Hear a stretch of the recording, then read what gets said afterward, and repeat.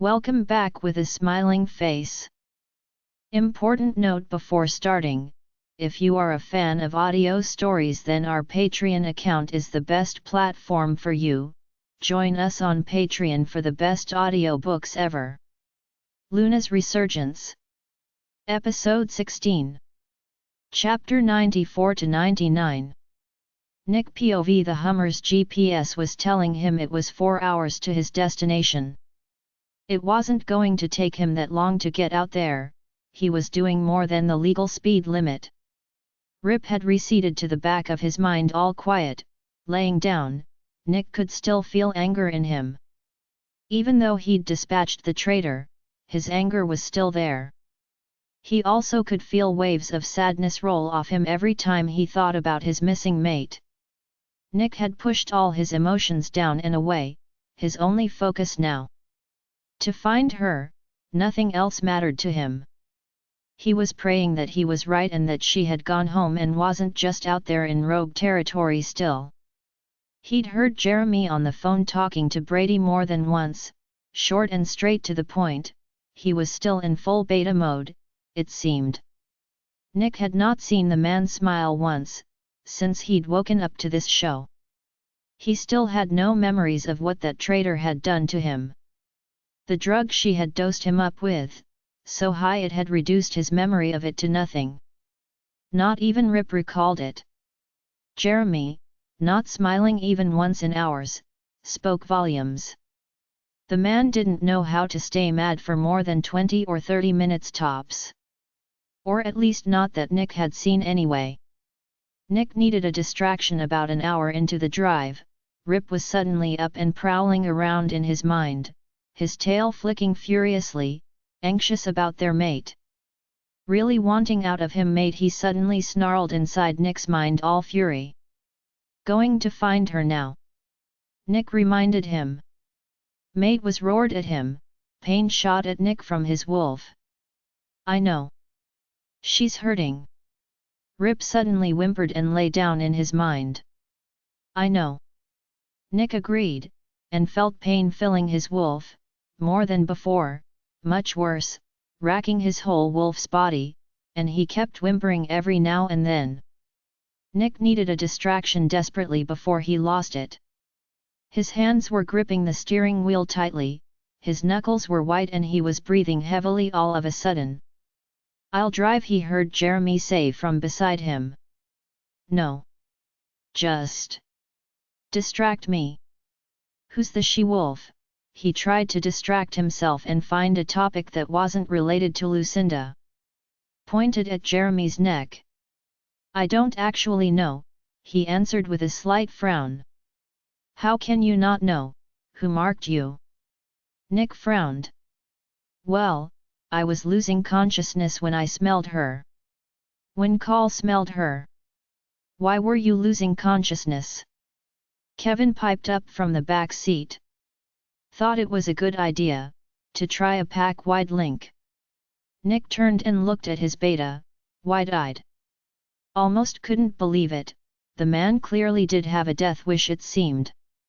Are you crazy? Nick asked with a shake of his head. Oh, I survived it, connected to half the pack before passing out. Jeremy seemed proud of his attempt to nearly explode his brain, it seemed. Near melt his brain, Emerson said. Kevin added from the back seat, frustrated with Jeremy's behavior. I'll deal with that another time. So the she-wolf? Nick asked again. I don't know, had beautiful bright blue eyes. That's all I know, all I saw before I passed out. She was like an inch off my face, forward to mine, he shrugged. She didn't stay with you? Nick inquired. No, now Jeremy was frowning. That is odd. Kevin snorted from the back seat. Not from what I saw. You saw her? Nick looked at Kevin in the review mirror and saw the man smirk and look out the window. Yes, sink them fangs right into Jeremy's unconscious body, sounded amused to Nick. Who is she? Jeremy demanded to know. I don't know. Kevin shrugged. Nick noted the man was still smirking. It was likely he did know not a redhead, though he snorted, fully amused at Jeremy's predicament. They all knew Jeremy only liked redheads. Nick shook his head. Security cameras will have caught who it was. Jeremy. No, they won't. Kevin mused from the back seat. I erased them. Nick rolled his eyes.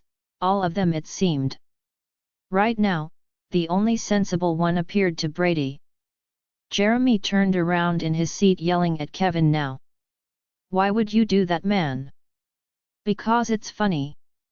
You have a mate, you don't even know what she looks like, who she is, where in the pack to find her. Let the games begin. Just tell me, Kevin, or I will order you to. No, you won't. Nick shot at him. What? It's my mate, man. Punishment for being so stupid and nearly killing yourself. Hey man, I saved Brady's ass with that mind link.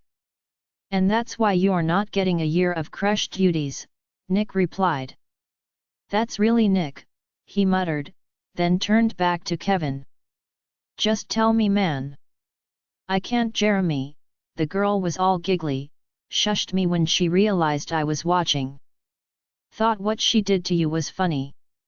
Then she just up and ran away from your body, laughing hysterically. Yelling at me. It's okay, he's my mate. Serves you right. Nick murmured. A mischievous mate for his beta, might just be able to put the man in his place. Hey, that's uncalled for, he knows who she is.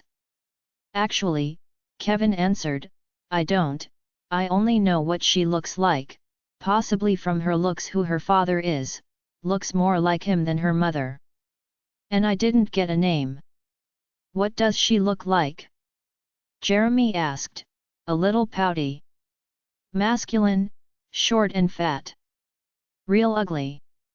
Jeremy muttered, but sounded like he was praying she wasn't. Does she really not have red hair? Sorry man, she really doesn't. Kevin answered him sincerely. Again Nick shook his head, but at least their bickering and Jeremy's occasional yelling kept him distracted. Though he could feel his wolf's pain increasing by the minute, Rip was practically curled up in a tight ball inside his mind, trying to bear through it. Nick's eyes moved to his wrist. The oath was still there, he couldn't feel her, she was still too far away. His alpha oath was the only thing that told him she was alive. If she died, the oath would no longer need to be in effect, so it would vanish from his wrist, his only lifeline to his mate right now. He was going so fast that he missed the turn off to the White Lotus pack. Jammed his brakes on and whacked the Hummer into reverse, backing up, uncaring of the traffic that was coming up on him.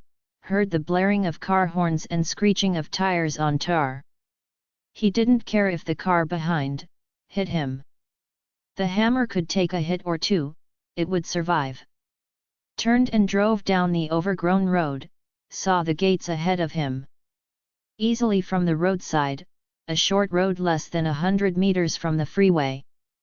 Unusually, the roads were long and the gates well out of sight of the human world to help keep the packs hidden. The gates he saw were closed and chained up. Odd, why would an old abandoned pack have its gates chained up? No pack symbol on the gate either.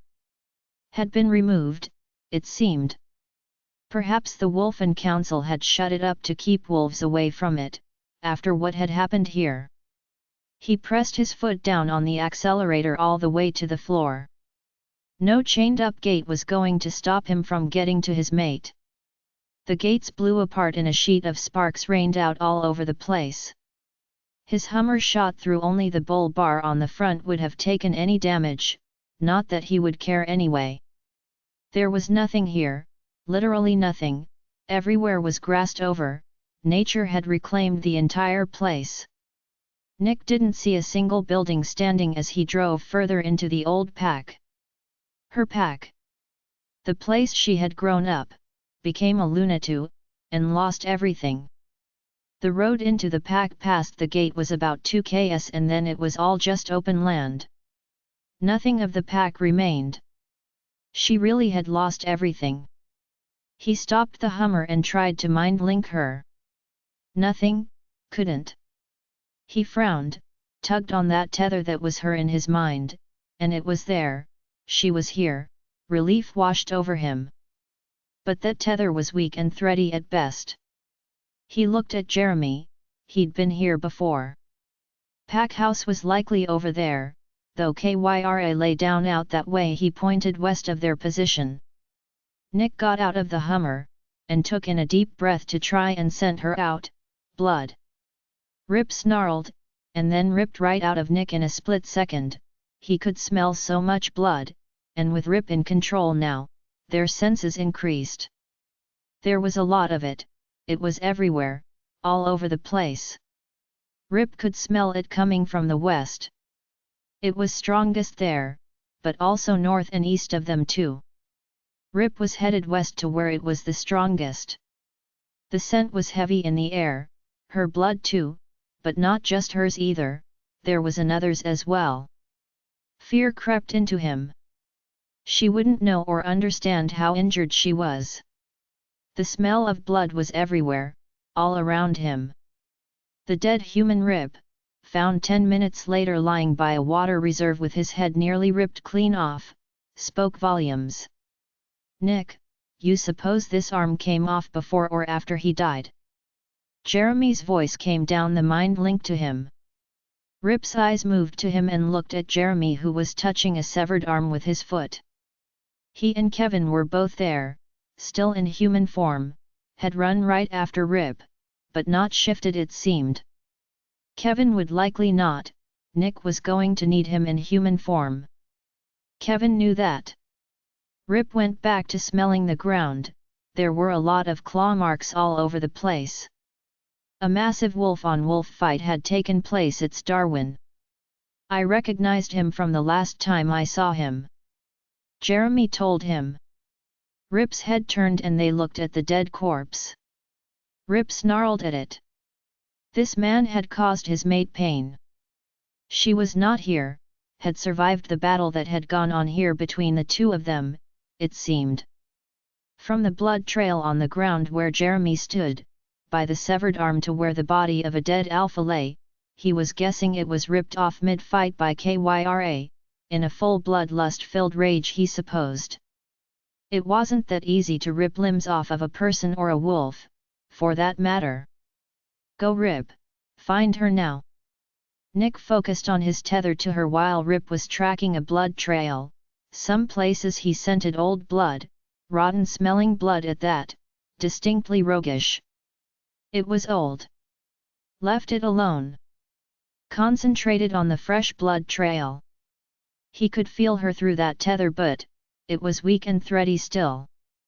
She was injured, that was why, and badly so. Rip was tracking her scent. Her trail to be more accurate, but Nick could feel her to the east, they were tracking away from her, with every step Rip took they were getting further away from her. Rip he tried to steer his wolf towards her. Rip would not be deterred from his hunting and tracking of his mate. Her trail was leading them north of their position. Nick could not take back control of his wolf either. She was now starting to feel southeast of their position. He linked to Jeremy and Kevin, sending them instead in the direction he felt her. They too would be able to feel her through the link, and Kevin would easily feel her once he got close to her using his gamma abilities. No matter how hard he tried, Rip would not be giving him back control, would not give in to him, no matter what he sensed through the tether which he knew Rip would be able to feel. Tracking her trail with a single-minded purpose, Nick had been shoved all the way back. The trail stopped at a mass of ivy growing over a boulder. It went nowhere. Rip turned in circles trying to pick up anything else. Nothing ended at the ivy, was strongest at the ivy. He nosed it, smelling as he pushed his head into it. She couldn't just disappear. His wolf pushed all the way through and into darkness. A cave perhaps, her scent was strong and the smell of her blood was all that was in here, nothing else. She wouldn't know if she was mortally wounded, wouldn't feel it, would just keep going till it was too late, bleed out and not even know it. What he feared the most since learning of her Luna Wolf type.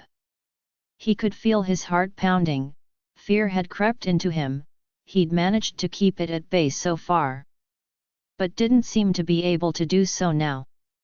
Rip was off down the pitch, black tunnel, moving quickly, his eyesight picking up the walls and floor though barely so, with no light. With every step he took, the smell was getting stronger, and minute by minute his sense of doom was growing. It was a long way down through that dark tunnel. It led to a door embedded into the far wall. Escape tunnel. Nick could feel Jeremy and Kevin's tethers almost directly above him moving about, probably trying to figure out what was going on. There she lay on the floor by the door curled up into a ball. They used their wolf's sight to see her, a dark body on the floor, so much blood it was almost overpowering their senses. Rip howled and nudged her still body with his head, nothing. She didn't respond at all, not a single sound escaped her. There was blood all around her. Shift! Nick snapped at Rip. His wolf couldn't get her out of there. He shifted, then back. Nick reached out and touched her. She was cold to the touch, not good. Wolves ran hot all the time. Nick could hear her heat beat, slow and thready, she was losing too much blood, her breathing was shallow and from what he could see she had many wounds. Not enough light even with his wolf's enhanced sight to get a good look at her. Though he could smell fresh blood still, she was still actively bleeding out. He reached out and picked her up, headed back down the tunnel. I got her, bring the car.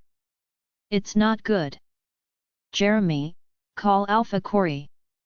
She needs a pack hospital now. He was moving as fast as he could down the tunnel, but the thing was not built to accommodate someone as tall as he was north of your position. Coming boss. Jeremy shot right back all beta tone.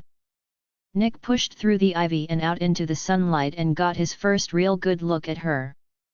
There were claw marks and bit marks all over her body. Her arm was hanging limply down, Nick could tell by the odd angle it was dislocated.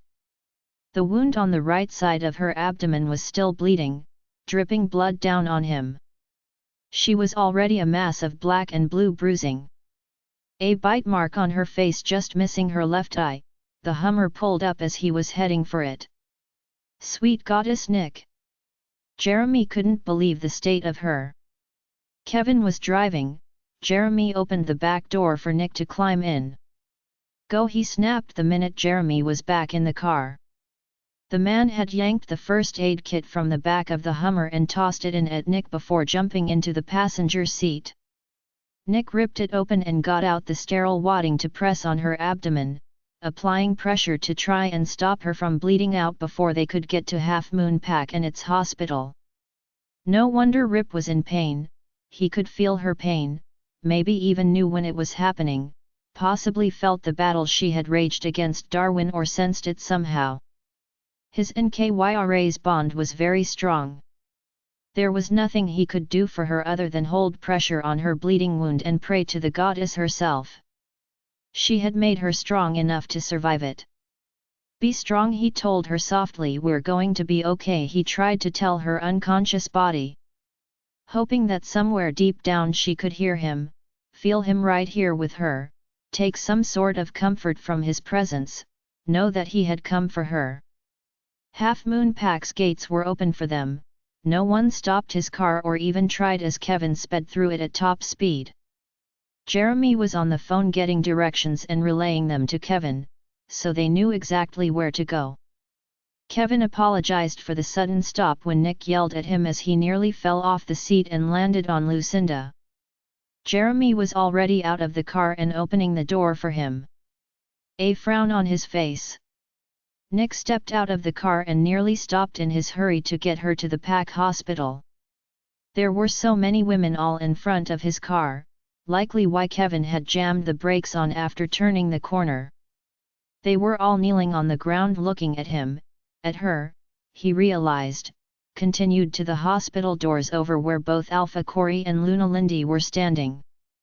His eyes moved back to the women. All their heads were now bowed low, he could hear sobbing from some of them, others were saying prayers to the moon goddess. He went past them and lay her unconscious, and half-dead body on the hospital gurney waiting for her and followed it inside the hospital. Was halted by a hand on his bare chest. "Wait here, Alpha." It was a tall woman, pack doctor, one of. Though not the one that had taken Lucinda into the doors behind her.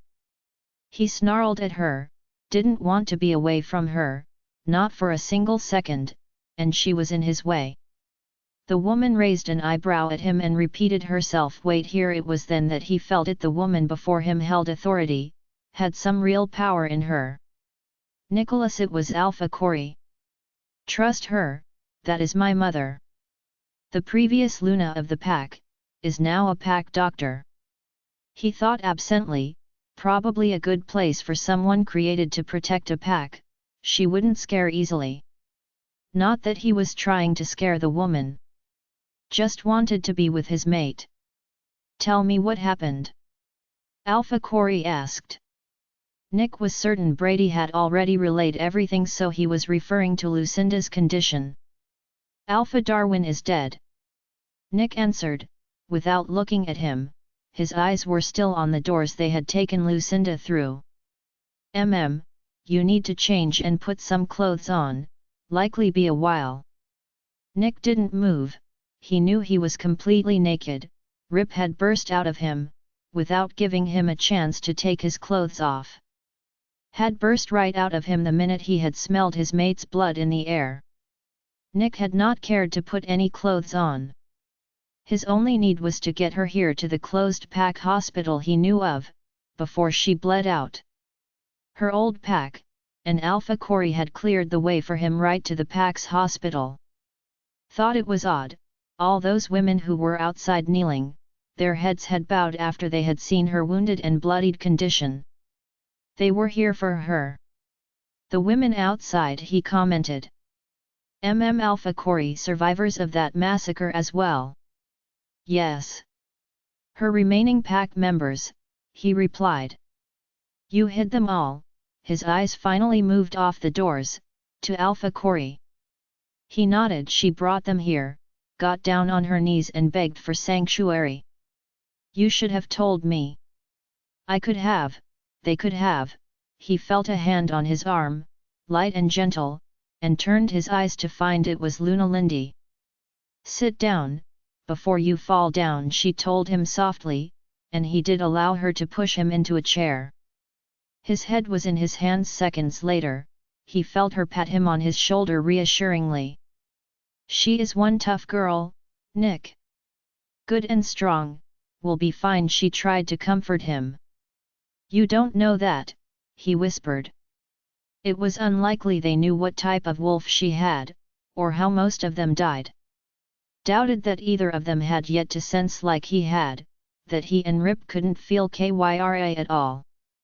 Felt a blanket being put around him and just sat there, unable to do anything to help her. Useless to her, he hated that fact. He was supposed to be one of the most feared and strongest alphas around, and he couldn't do anything right now. Hadn't even been able to protect her, not even from his own pack members. Hadn't been there to protect her from an alpha wolf. Hadn't been there to protect her from herself. It was all his fault, and now he was utterly useless to her, could do nothing but sit, and do nothing at all. 95. Kevin POV. Kevin was standing leaning up against the wall, in the hospital room where Lucinda lay in the bed before him. His one job within the pack, her. To protect her, and he'd not even known she was in danger, or pain for that matter. Hadn't sensed anything wrong. Had she been too far away from him? Had he been too concerned with Jeremy yelling about their alpha being in trouble, to realize it also meant so was their Luna? Jeremy had tried to tell him it was not his fault, everything happened so fast, it was unlikely, even if he had sensed Lucinda's pain, that he would have gotten to her on time. Kevin knew he was right on some level.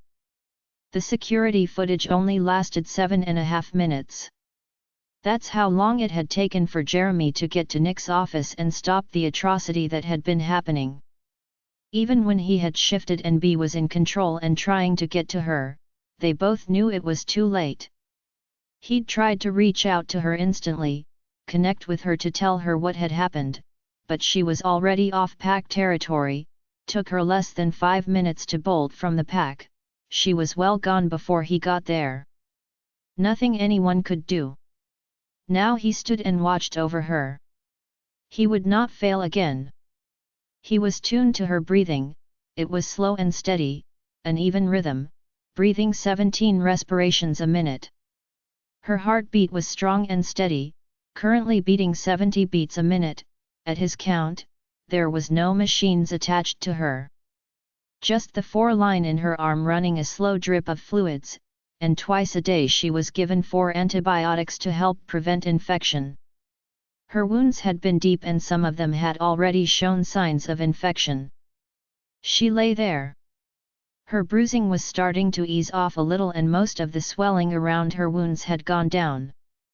If Kyra had been with her she'd be healed by now. It had only taken 3 days after her run-in with the bear, for Kyra to heal her. It had been 5 days now. 5 days since, Nick had come towards the car carrying her near lifeless body in his arms, covered in blood and wounds. She had looked dead to him and Kevin had nearly not been able to focus, seeing the state of her. It had only been the fact that he had seen her like this once before that he'd managed not to lose it altogether. Knowing she had pulled through once before. Though the minute she was in the car with him, he knew he could not feel Kyra. She had been sleeping for 5 full days now. Not drugged or sedated, just didn't wake up. Whether she would was up to her, it seemed. The pack doctors here had done all they could. It was a waiting game now. Nick was currently asleep in Lucinda's old home, in her old bed. It had not been allocated to any other wolf by Alpha Corey. Would it seemed, always be her home, for when she came to visit the twins. Though she would definitely be allowed to stay in the pack house, Alpha Corey didn't think that she would. Jeremy had dragged Nick from the hospital room some 4 hours ago.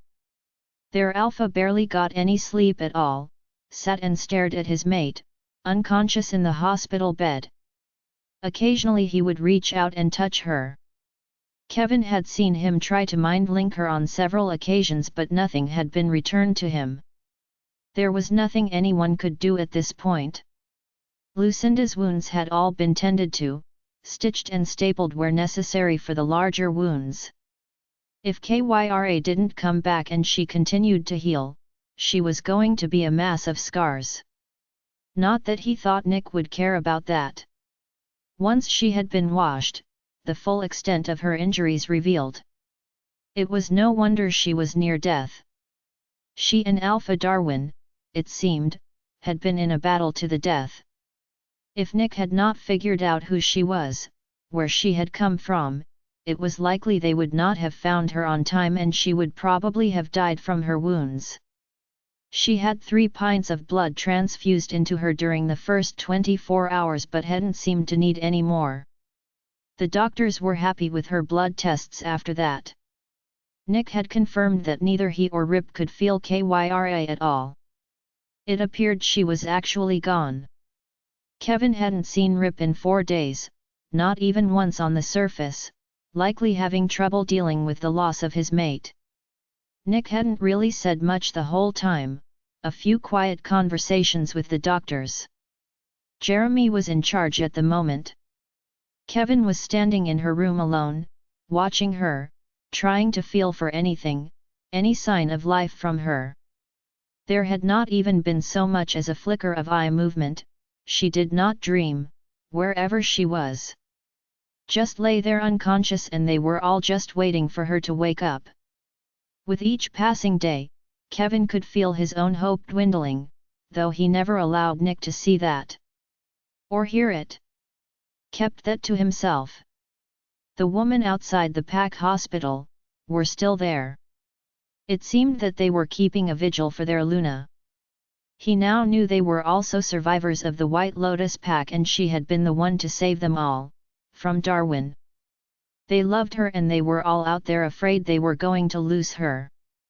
Getting out of Nick's Hummer and hurrying around the front of it to get to the Pack hospital, had brought him to his knees, literally had stumbled and fallen down. All his gamma instincts had been switched on and dialed up, trying to keep a feel for Lucinda during the drive out to Half Moon Pack. Those women he'd not been expecting as he'd turned into the Pack hospital's parking area, and near rundown, had all been informed of what was going on, it seemed, and had also been waiting for her arrival. Their emotions had hit him hard. Fear and sadness from 60 people had smashed right into him, and he'd fallen to the ground under the weight of it, groaning in pain. His head had throbbed instantly, felt almost like it was splitting open. Jeremy had come over and picked him up from the ground as Nick had been headed for the hospital and the waiting doctors. He'd been unable to switch himself off once under the weight of all their emotions. It seemed the floodgates were open and being held open, too much for him to handle. He'd never had to use his gamma abilities like this and didn't think he would do it willingly in the future. B had snarled at him to suck it up. But he just couldn't. This was the first time he'd ever felt anything like it. Jeremy had practically had to carry him. He was so overloaded by their fear and sadness, he could barely recall how to put one foot in front of the other. Their sudden emotions had been totally unexpected for him, and it had completely knocked him for six. Thankfully, the minute the hospital door had closed behind him, he'd started to feel better, though not by much. Another wolf had come over and helped Jeremy to get him into a chair, had gone and gotten him a glass of ice-cold water and told him to drink it. It would help with the pain. "Sorry, Gamma. I should probably have warned you about what you were walking into. I'm James, Half Moon Pack's Gamma. They are a lot to handle right now." Kevin he'd answered the man. After thanking him for the cold water, it did actually help kind of numb his brain a bit. He was thankful for the first time in his life for the effects of a brain freeze. Leaned his head back on the wall behind him and sagged down in the chair. He could see Jeremy looking down the hall. "Go, Jeremy, I'll be fine." He knew the man was wanting to go after Nick and Lucinda. He didn't need any further encouragement. "Are they always like that?" he'd asked James. "No, it is because of Lucinda's state. They are sad and fearful for her life. Will likely not get any better until she does. Not looking forward to it if she..." He trailed off. "Don't say it, man," Kevin sighed. He knew what he'd meant if she died. James sat down next to him. "Switch off, Kevin, just breathe." "Can't. When she wakes up." He could only imagine the state her mind would be when she woke up. "I understand, you and I can handle her emotions, together, okay, and you being run down won't help her. Relax now." Kevin looked right at him. He was offering a dual partnership between two different packs, Gammas, to help her through whatever she would be feeling. He nodded. After a minute, "Might need both of us," he commented. "Did I hear right when Jeremy called? She took on Darwin alone." He was frowning. "Yes, you did. He is very dead." Kevin sighed. "A fight, there was blood all over the place." He sat up properly and shook his head slightly. "Has no fear, that girl?" "Well, not of being injured anyway. Never really did. Got a singular drive, that one." James had nodded. James had sat with him until he'd felt better. It took a good 20 minutes. Warned him that going outside was going to take a toll on him, every time he went outside. Best only do it when necessary, and he should brace himself even when switched off, for their emotions. That they would likely not leave until she did. James had been right. It had been 5 days now. It seemed in that time they had organized themselves into shifts of 20, and just sat out there, with their heads bowed in silence, praying or just being silent it seemed. He'd seen a few of the teens, coming and going, bringing food and water, whatever the women needed. Heard some of them say mum or auntie when talking with them. They looked to him sometimes, probably hoping for some sort of feedback on her condition. Kevin knew the doctors here and Luna Linda were keeping them up to date on the situation, but they were hoping for any new information from anyone who went in, he guessed. Alpha Corey and Luna Lindy just let them sit out there, didn't shoo them away, didn't even attempt it. Made sure they had everything they needed to make them comfortable. It seemed, whatever their places within the pack, they were just making do without them. He also noted the teens had not attended school the whole time either. Gabby had brought the twins down to see Lucinda. On the third day, Nick had not wanted her to do it at all. He'd gotten into a mildly heated argument with the woman, about not wanting the twins to see her in such a wounded state. Kevin had understood that, they were her sisters after all and very little. Gabby had stood right there in front of him, staring up at him defiantly, her hands across her chest and blatantly told him, it was their right to see her. That they had more rights than he had at this time. That he either agreed to it or she would call Alpha Corey to put his alpha foot down on him. Then had stood there and stared up at him. It seemed she was as stubborn as he was. Was near challenging him to send her away, it seemed. Nick, it appeared, had stood debating it in his own mind, had his own thoughts on the matter, it seemed. What they were Kevin didn't know. But he'd eventually given in to the woman and she had gone off stating she would be right back with the girls. Then she left the room, her heels clicking on the tiles, as she walked away. Nick had actually left the room willingly for the first time in 3 days, didn't seem like he wanted to be in the room when she returned with the twins, didn't want to see their reaction to the state of their big sister. Their reaction had not been good. Though they had obviously been told about her current condition, it didn't seem to prepare them for the reality of it. Perhaps didn't believe it.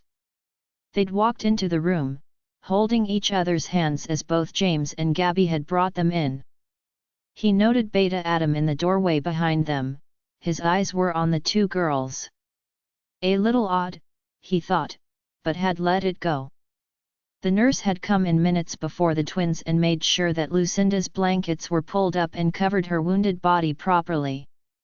Though they could not cover her bruised and wounded face, the bite she had taken to her face, there for all to see. Though those stitches had been removed this morning, the holes from Darwin's wolf's teeth closed over now. The 2 girls looked nervous entering the room. Kevin had seen tears just pour out of the 2 of them. They stood staring at her for a long time. He could feel something different about them, it was weird, like they were more than just little girls. He'd had to shake his head, but the frown on his face didn't leave. Caught Adam looking at him, really watching him. Kevin had nodded to him and then focused back on the girls before him.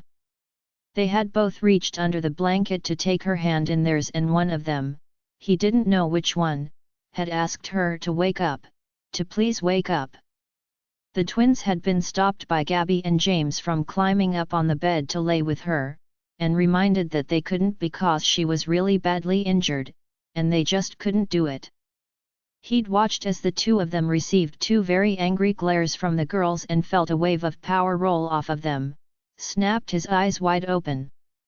They did not like being told what to do, where their sister was concerned. It was the power that got his attention. Sisters, he thought. They didn't look anything like her. It dawned on him they were likely Matthew's sisters, alpha-blooded twins, that was the power he'd felt roll off of them. His eyes had moved to Beta Adam, who was still watching him. A corner of his mouth tilted up as he saw the realization hit Kevin. Wow, he wondered if Nick knew. Might be a bit of a problem. The twins had only been allowed to stay for 1 hour, that also did not go down so well with the girls. Kevin had watched the pair of them lash out at both Gabby and James, and the two of them had to be carried out kicking and screaming the whole way, screaming her name and yelling to be put down. James was trying to contain one while Adam had the other. Now he understood why the beta was there. Gabby was too small to carry a furiously angry alpha-blooded 8-year-old mid-tantrum of alpha proportions, and they were rolling power off of them, trying to get their own way. Probably didn't even know what they were, being raised by gammas, but they knew how to throw out their alpha aura already. A force to be reckoned with later in life they would be. Kevin's eyes flicked right to her, his thoughts interrupted by a long deep breath in, followed by a short sharp one out. Then nothing again, returned to her previous state. It was, however, the first sign of life from her that he had seen in 5 days. Though did not report it. Nick was finally asleep after being awake for nearly 30 hours straight. He would let the man sleep. If he so much as reported even a flicker of eye movement, the man would rush right over here to see it for himself, and that would be the end of his sleep. Kevin knew that Nick was exhausted, could actually see it. 10 minutes passed, still nothing. Still a waiting game, it seemed. Glad he didn't report it, even though Nick had told him anything new, you report it right away, and Kevin had nodded in agreement. It had not been an order, technically, so he didn't feel compelled to do so. Trying to look after the man, seeing as he couldn't do it himself. Nick had left Jeremy in charge of showing Alpha Corey and Luna Lindy the security footage of all that had transpired, leading up to Lucinda's current state, so they could in fact understand what had happened. Brady had been requested to send the footage of Nick killing them all.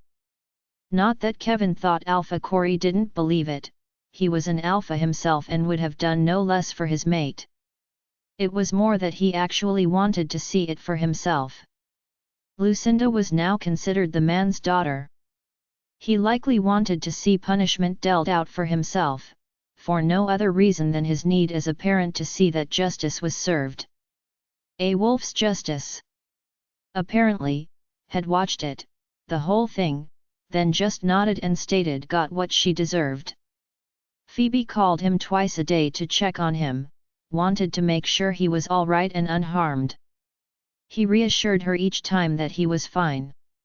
She didn't sound convinced and was a little more than worried, he thought.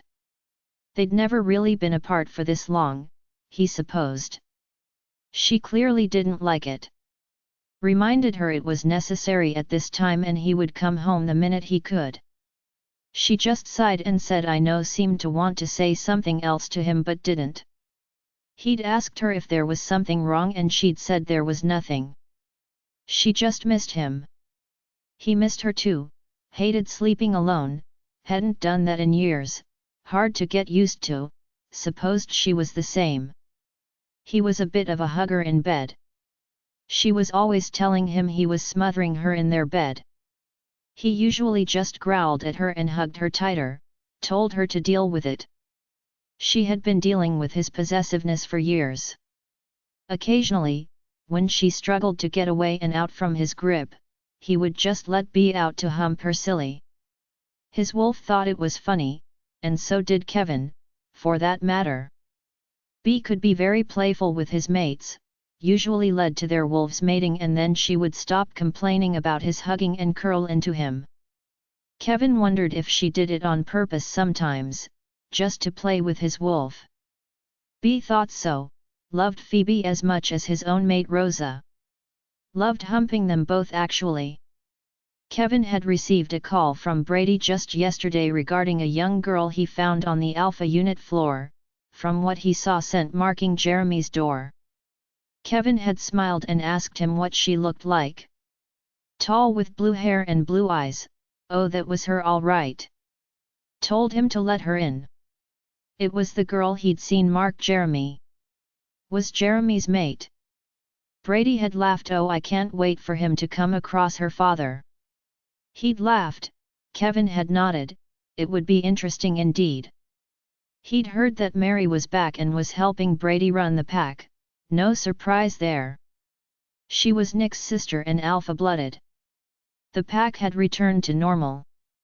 No one, it seemed, was overly concerned about what Nick had done. Invoking the punishment of Rule 1. No one had deserted the pack for another due to his actions. Lucinda's office was almost completely finished. Mary had insisted on the work being completed. Regardless of the fact that Lucinda was not there.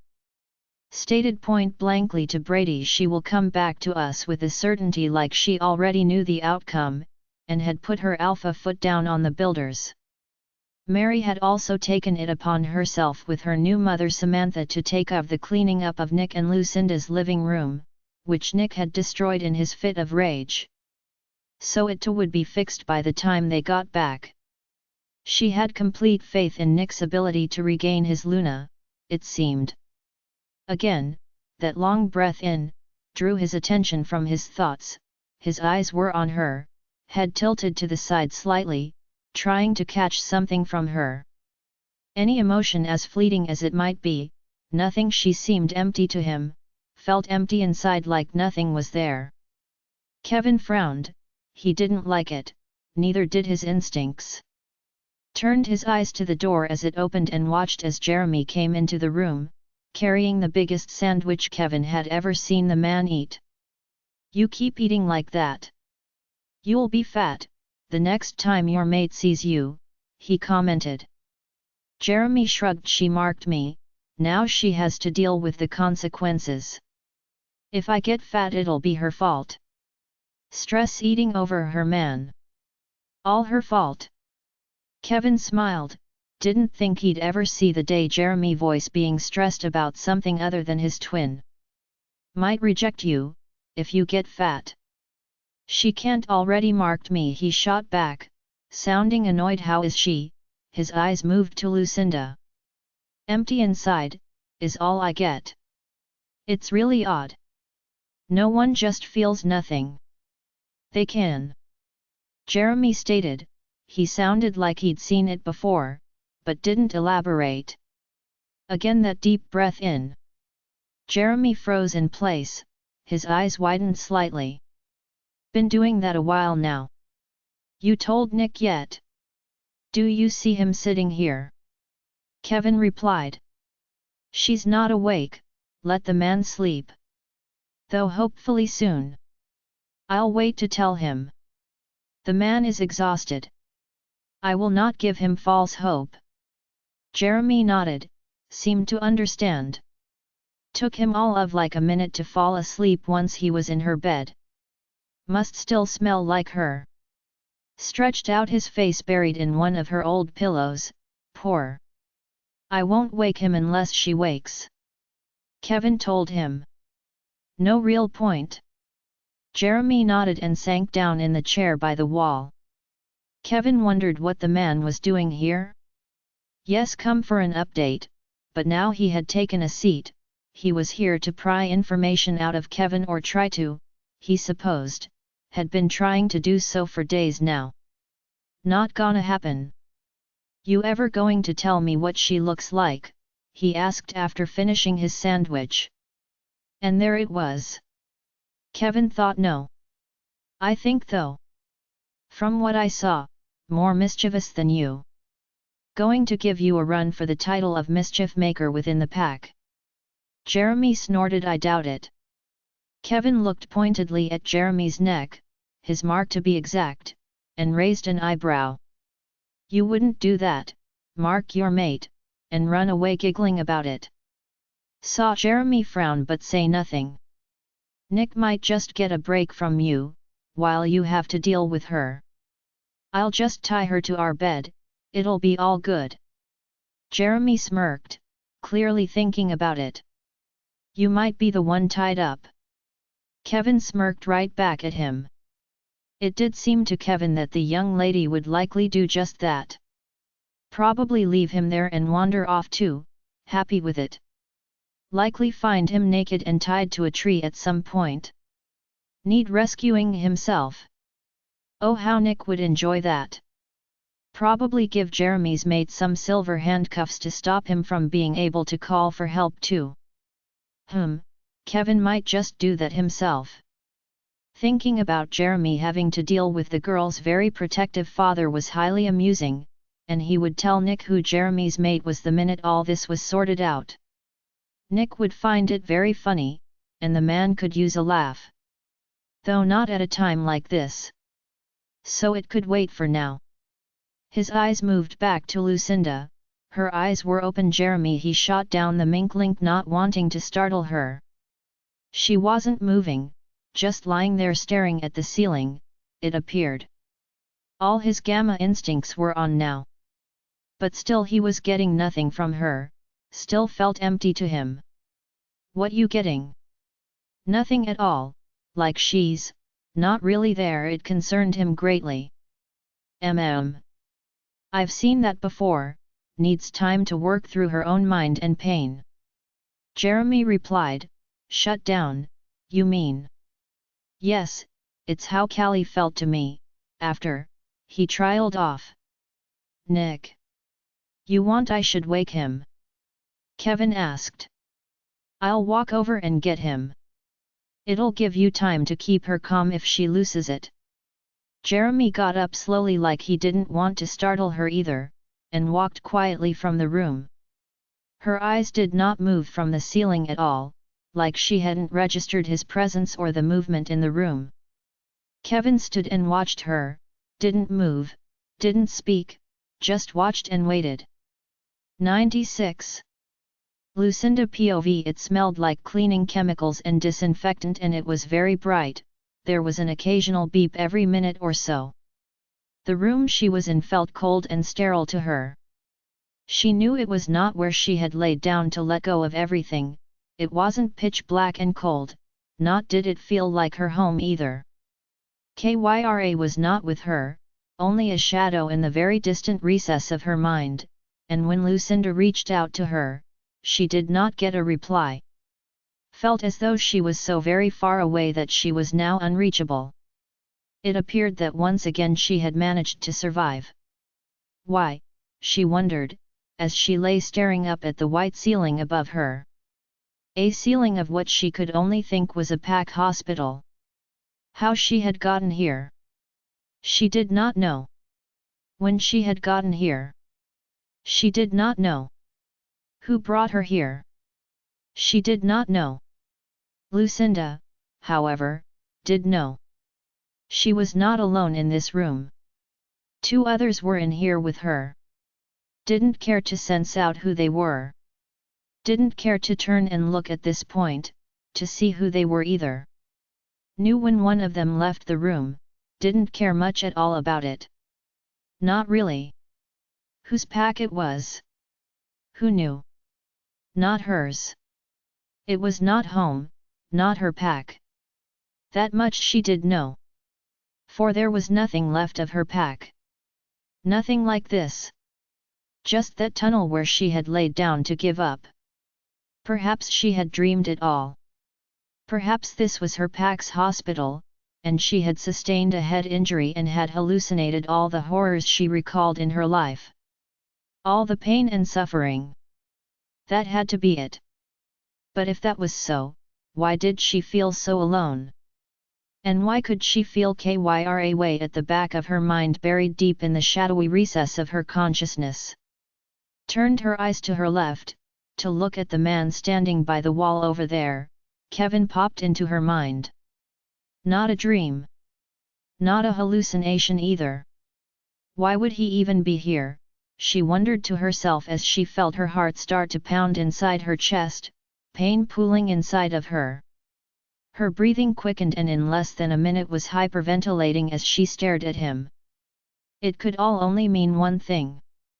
This was his pack. Saw him take slow steps towards her, as she lay there staring at him, not wanting to be here.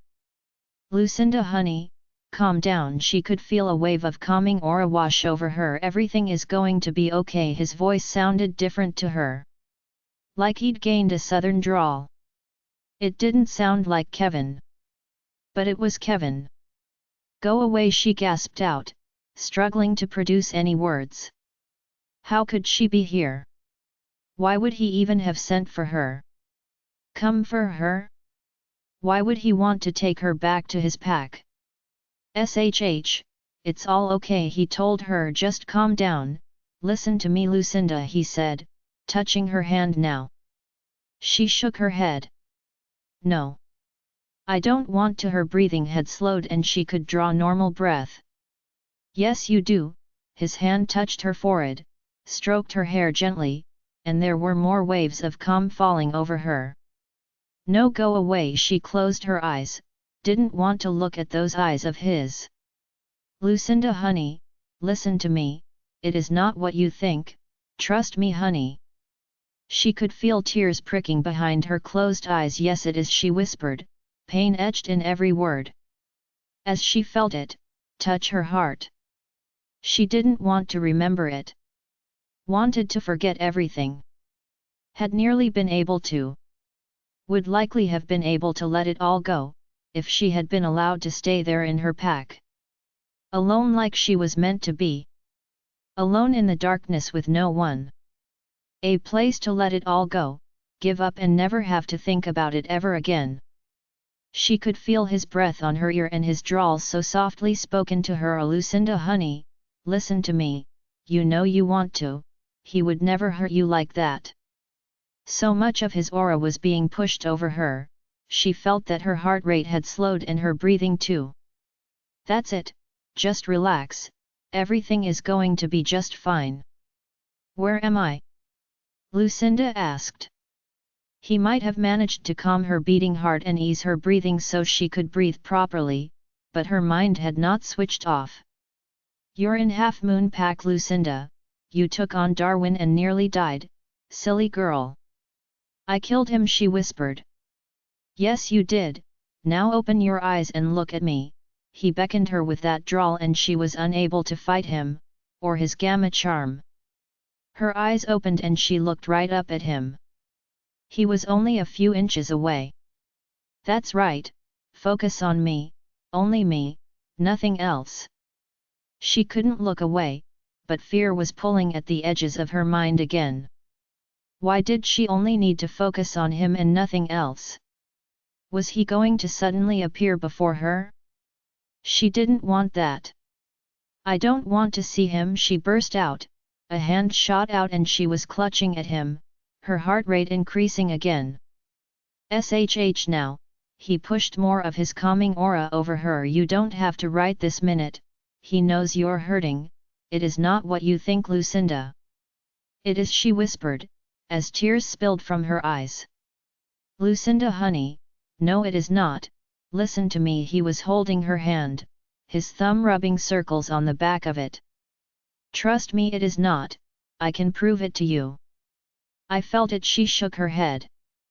I know you felt pain, you and Kyra both, Lucinda honey, listen to me, he was drugged and did not hurt you on purpose. She didn't want to believe him. Frost Legacy, she whispered to him, looked right in his eyes. They all. No Lucinda, Nick is not like them, honey please listen to me, you know you want to, I know you're hurting right now, but it is all going to be okay, I promise you. Lucinda lay there staring up at him, didn't want to listen to him, but couldn't seem to help it. Felt compelled to, he was in control of her and she couldn't seem to fight him anymore. He was using all his gamma charm on her. To make her compliant and it was working. She did want to believe it was all going to be okay. Did want to believe in his promise. She couldn't seem to take her eyes off of his, drawn to him as he wanted her to be. He was supposed to be her gamma, the one person in the pack who could make her calm down and do as he said in times of severe stress. He was very good at it, she thought absently. Don't leave me, she begged him suddenly. She didn't want to be alone anymore. Didn't want to have it all come back to her and have to try and deal with it all again, on her own. She was clutching at him now, both hands. "I'm right here, I won't leave you," he promised her. "I can't, I don't want," she half sobbed, "to feel it anymore. Make it go away," she pleaded with him. Knowing he could make it all go away. "Shh, it's all right," he replied softly and helped her to sit up. Lucinda leaned right on him, felt calm just being in his presence.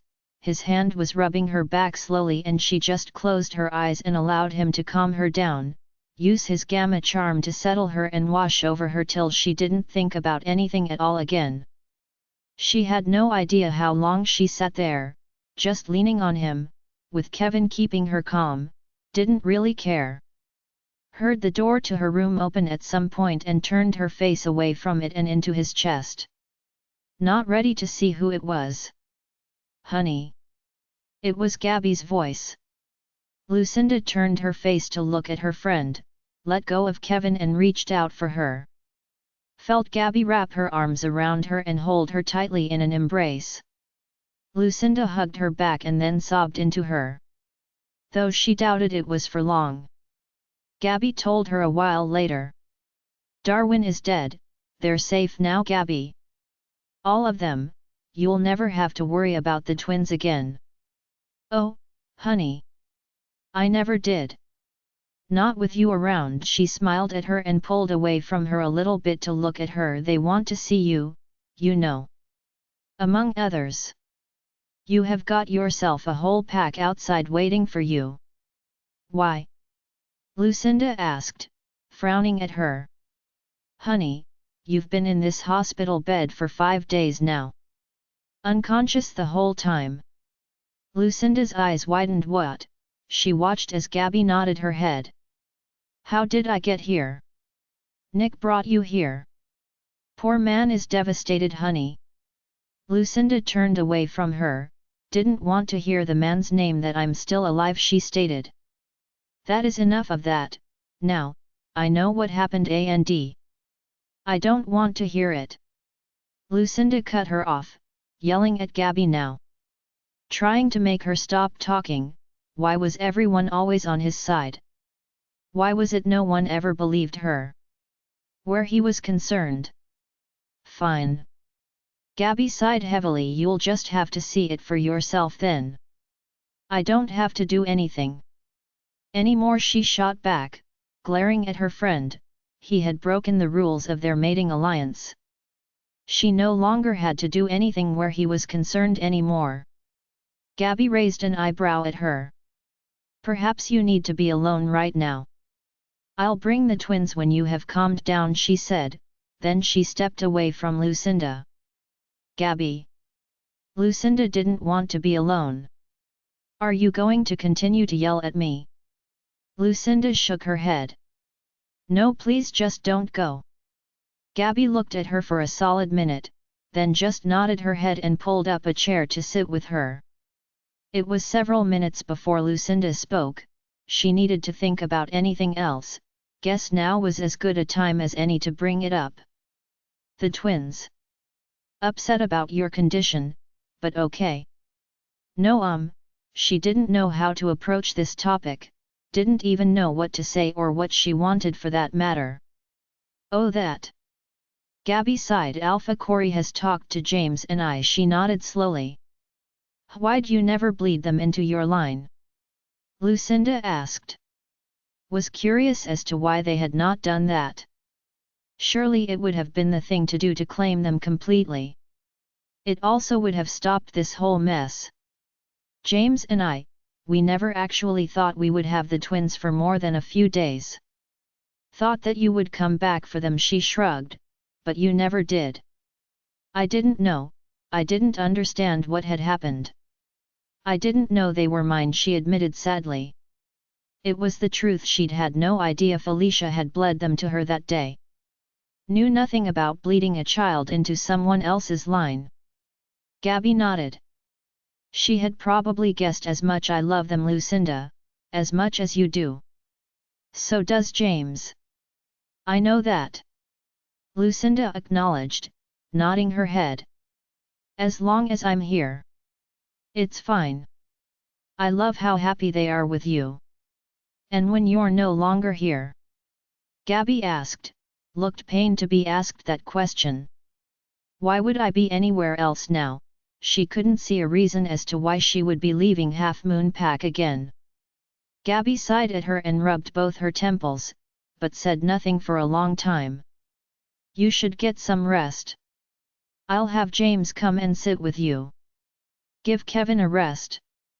I think you took quite a toll on him and I know your pack is wearing him down too. Why? She asked, a bit confused. Because honey, he's your gamma, and he can feel your emotions as much as you do. It's how he is able to find a way to calm you down, and your pack. They were all very distressed at your state when you came in.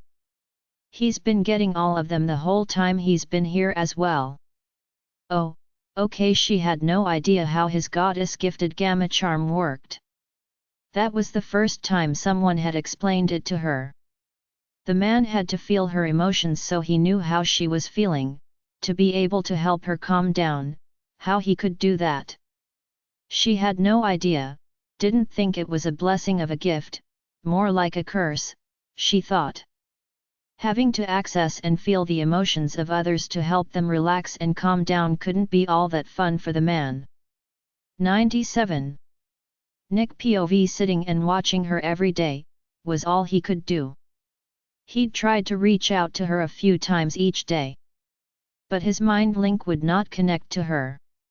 He knew logically it was because she was unconscious, but he was more than worried that she wasn't going to wake up at all. It had been 5 days and there was nothing. Not one blink he'd seen, not one movement at all. The nurses came and moved her, changed her position on a regular basis so as not to have continual pressure on her wounds, which would make them worse. He'd had to stand back and let them. It was their job and they knew what they were doing. Rip had retreated to the far recess of his mind. Kyra was missing. Neither he nor Rip could sense her. They had not felt Kyra even when they had found Lucinda in that escape tunnel. She was not healing Lucinda either, also a sign that her wolf was missing from her. He now understood why she was so insistent on having an escape tunnel for their pack. She had saved the entire remnants of the White Lotus pack, from Alpha Darwin and his onslaught. The man had thought he had killed all of them. But no, she had gotten them all out on her own. Brought them all here and begged Alpha Kori for sanctuary for her women and children. At just 18 years old, wolf-less, and barely a Luna herself. Alpha Kori had given him her file to read finally, seeing as Nick had figured it all out on his own, or most of it anyway. Going to her pack and rescuing her from certain death had gone in Nick's favor on that one. Not that he cared about it. Only cared about saving her. Not what it would get him. Nick had sat and read it, trying to take his mind off of her current condition, off of the fact that his mate was lying unconscious in the pack's hospital, and not even Kevin could feel anything at all where she was concerned. Nick barely slept, only when Jeremy forced him to, used the threat of sedation to get him to go and sleep, and though that was indeed a crime against his alpha. And punishable by him as well. Nick, on some level, knew the man was right. He had to get some sort of sleep even if it was fitful and woke up feeling less than rested. Nick had not wanted to sleep in the pack house, or the room he had been allocated. He had taken himself to Lucinda's previous home, crawled right into her old bed, to feel closer to her even when he was away from her. Not something he wanted to do at all. Some of her things were still in the house, not all of her clothes had been packed. It seemed, there were still clothes in the walk-in, and some in the drawers as well. He'd looked around while there. Some of her toiletries were still in the bathroom. He'd opened and smelled a few of them, smelled just like her. He had closed his eyes and tried not to feel sad. The first time he had come here, he'd realized he'd never been in her house before, had wandered about and looked around. Some of the furniture was ruined, had a few claw marks in it. Kyra being bored, he thought. But what he found really odd was that there were no photos here in the house, not in any of the rooms. Not of her. Not of her people. Not even of the twins or her retrieval team, no photos of her and Gabby or Lindy, nothing. She had unpacked back in their pack, but he'd not seen a single photo that she'd put anywhere. Did she not want any? Or did she not see a point in them? He couldn't understand. Surely 8 years here in the Half Moon Pack, she would have taken a few photos to display around her home.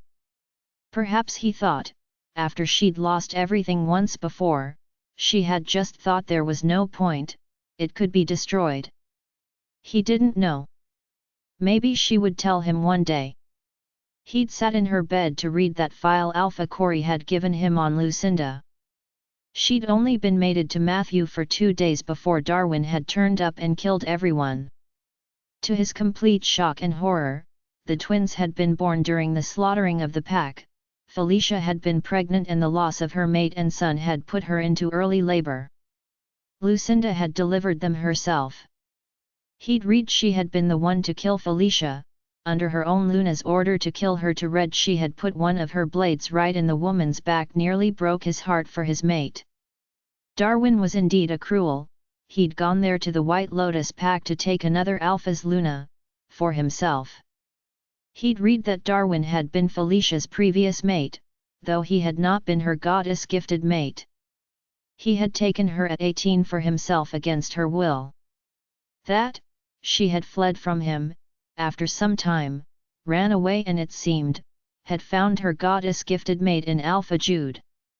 Nick had no doubts as to why Lucinda didn't talk about her past. She was keeping secrets for everyone.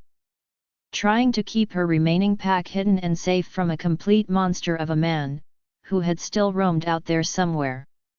Who'd still been here near 2 weeks after she had encountered him the first time. That was intriguing in itself. Nick had asked Alpha Corey about that. He had shrugged, he didn't know the reason, had kept his pack away from hers all these years, and even after she had brought him back here to challenge the man, he'd kept his pack away from that place. When Gabby had come to see him 3 days after he'd brought Lucinda here, to tell him the twins wanted to see Lucinda, he'd not thought it a good idea at all, considering what they were to her. It was highly likely that Gabby knew exactly what the connection between Lucinda and the twins was. He had wanted to get into it with her, but Kevin had been in the room and he'd not told anyone about that conversation with Lucinda. It was her private business to discuss and choose who to disclose that information to or not. Nick didn't even know what Lucinda was planning on doing about it at that point. So he couldn't really make the decision for her. Gabby had put her foot down and threatened him with Alpha Corey issuing an order about it and stood her ground staring up at him. She was not going to back down on the subject. That much had been clear to him at the time. Nick had reluctantly agreed to allow her to bring the twins to see her, but had outright refused to be in the room when they came, didn't want to see their little hearts break, and he knew they would. She was their mother after all, even if they didn't actually know it. Their connection was too strong for her current state not to affect them. He'd heard their reaction to her just leaving the pack to go with him, and she'd been awake and healthy. Now for them to see her in this comatose state and wounded and not healing. Without Kyra, he knew it was not going to be pretty. Nick had stepped out of the room voluntarily for the first time in days, found the nurse on duty and asked her to make sure that Lucinda was completely covered, before the twins were taken in to visit her. She had nodded her head and stated yes, Alpha. Although Nick had not wanted to be in the room, he had not gone far and his Alpha hearing had picked up them asking her to wake up. If only it was that simple, she would have woken up the day he found her. He'd heard their screaming as they were taken away, leaving when they did not want to go, both of them throwing tantrums. Saw that James and Adam were carrying them away, while they were kicking and screaming, a distressed Gabby following her mate and the pack's beta. Those little girls had been hitting and kicking, yelling to be put down. Their connection to Lucinda was very strong and they were trying to get back to her. Nick could feel them from his position outside the hospital. Alpha auras rolling off of the two of them. Trying to force a full-grown Gamma and Beta to put them down, they were not strong enough to do so, but one day, they very well would be, that was very clear to him. Pure-blooded Alpha twins. No wonder they were a handful. No wonder when he'd been kicked that day he'd taken Lucinda from the pack, it had hurt. Only 8 years old and already strong. Gabby had not asked to bring them by again. He really wasn't all that surprised by it, to be honest. It probably hurt to watch the children you had raised as your own, want to be with another so desperately. For 5 days she lay there on that bed, in that private room, unconscious and non-responsive to any stimuli. She didn't recoil from his touch, but she also didn't move towards him either. So badly wounded had she been that 3 pints of blood, it had taken to stabilize her condition. The pack's doctor, Alpha Corey's mother, Heather, the previous Luna to this pack, had told him calmly that they had done all they could for Lucinda, and it was now up to her. A waiting game, as to whether she would wake up or not. Heather had not sugar-coated anything, told him outright without her wolf to help her heal, her wounds could be too much for her body to handle. They just had to wait and watch. She had told him that her staff would do everything they could for Lucinda, but it might not be enough, that it was up to the woman herself and her will to live, to pull her through now. Nick had no idea of whether or not Lucinda had a will to live anymore. She'd been hurt by what had happened to him. That had been clear for him to see, the way her wolf had reacted. Then she had gone home and found Darwin and taken him on with a single-minded purpose. To kill him, no matter what the cost to herself. Probably would not have even cared to survive it as long as she knew he was dead. She'd wanted him dead before, nothing would have changed in that departed. Lucinda really had saved her people from him, back then and now. Even now, her people, those women and children were outside the pack's hospital waiting on the outcome of their Luna. The woman, the girl who had saved them all 8 years ago. When he had taken her from here 2.5 weeks ago, he'd had no idea, he'd taken her away from everything that was her past. Something that meant the world to her, something he now understood she would never have wanted to leave behind. Her sisters, no, her daughters, he corrected himself. The remaining White Lotus pack members, her pack members, she'd had to leave them all behind, had never said anything to him, keeping their secret even from him, her mate. Hadn't trusted him at all with the knowledge of who she was or what she was leaving behind. Nick now understood why she had been so mad at him for bleeding her into his pack the way he had. He'd stripped her of all that mattered to her, not knowing the consequences of his actions that day. She had told him, he didn't know what he was doing that day, and now he understood completely that he had not understood at all. There was no way he could have, not with everyone holding out on him, keeping vital information about her past away from him. Nick could see why Alpha Corey had not told him, it was indeed her story to tell, a secret kept from the entire Wolfen society. Alpha Corey had sworn his whole pack to secrecy and no one knew that there were survivors. 8 long years, a terrible story of all them women and children being burned alive inside their own pack house. Nick wondered if Alpha Corey had started that story himself. It was likely, and he would have done it to protect them all, not just the woman and children, the former Luna and the twins, but his own pack as well. Today he had been marched by Jeremy to Lucinda's house for sleep under the threat of "You'll go, Nick, or I will tranquilize you and you'll sleep for 12 hours. Nick had really wanted to punch his beta right in the face, but had honestly been too tired to do it, or even argue with the man. He'd been awake for almost 30 hours and had been out like a light the minute his head had hit her pillow. His eyes had closed instantly and that was it. Having Jeremy wake him a few hours later to tell him Lucinda was awake, shot him up and out of the bed, and he'd nearly bowled the man over in his hurry to get to her. Had latched onto his arms and yelled the word clothes at him when Nick had glared at him for stopping him. Sorry, he muttered as he'd yanked on, clothes. It's all right, Nick. Just slow down though. Kevin said she felt empty, and from what I saw he was not wrong. Empty? Nick frowned. Yes, like Callie was after he'd sighed, you know, my step-brother. Okay, so how do I fix that? Nick asked him, more than a bit worried. He knew he couldn't just go stalking or running into her hospital room, not after what she thought had happened. He knew she was not going to want to see him in all likelihood. He couldn't blame her, but he needed her to know the truth. He needed to see her. Wanted to put his arms around her and tell her it was all a lie.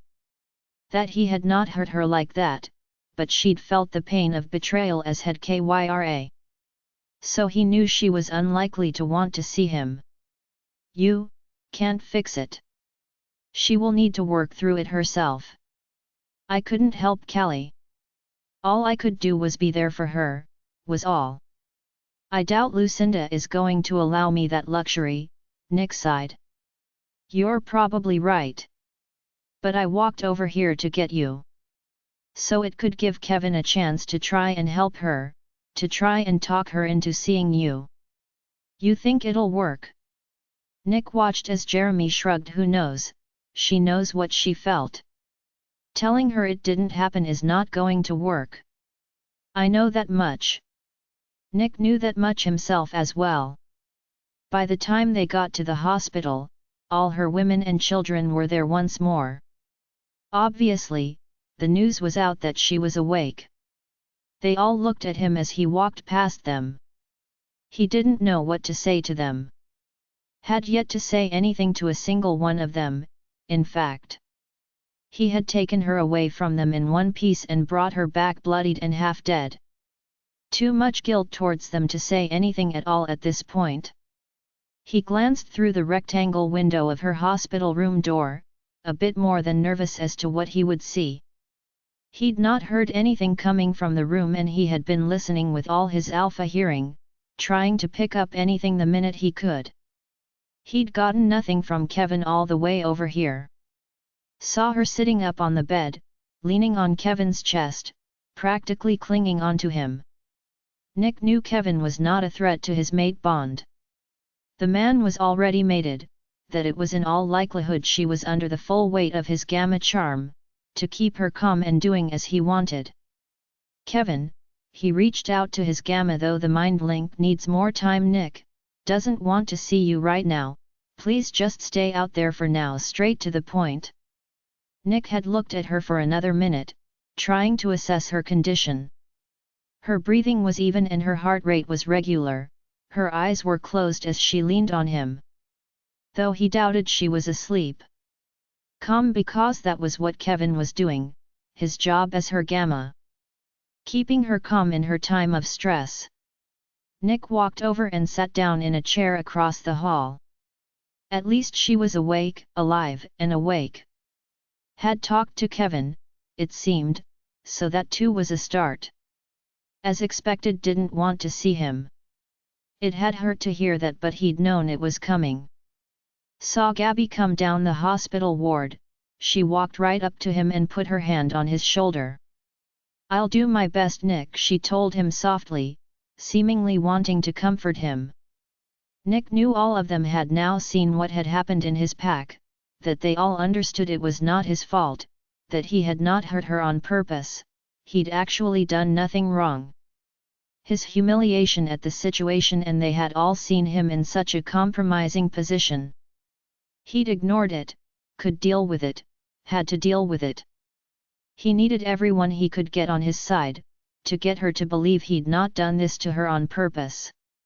Listening to her sob with Gabby in the room, was horrid to hear. Hated hearing her pain. He had not heard whatever she'd said to Kevin, but he got to hear every word she said to Gabby. Hearing Lucinda state that she believed he was only devastated, that she was still alive, nearly gutted him. She really did believe he'd hurt her on purpose. Gabby had tried to tell her it wasn't like that, used a very motherly tone, only to have Lucinda yell right back at her. She didn't want to hear it, clearly she wasn't ready to discuss it. Kevin was leaning on the wall by her room, his eyes were closed and he looked relaxed, but Nick knew the man was still feeling her, just not actively getting involved.